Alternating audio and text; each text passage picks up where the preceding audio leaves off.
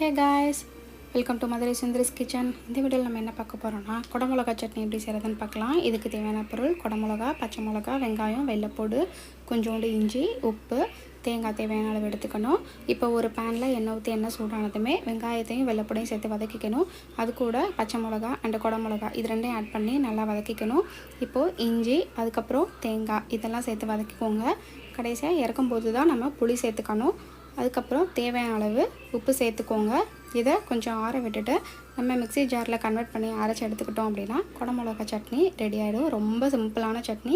இதை நீங்கள் கண்டிப்பாக ட்ரை பண்ணி பாருங்கள். இதுக்கு தாளிக்கிறதுக்கு எண்ணெய் ஊற்றி எண்ணெய் காஞ்சதுமே அதில் கடவுள் பருப்பு போட்டுக்கணும். அது கூட கருவேப்பிலையும் பெருங்காயம் ஆட் பண்ணி அதில் தாளித்து கொட்டிடணும். அவ்வளோதாங்க, குடமிளகா சட்னி ரெடி ஆயிடுச்சு.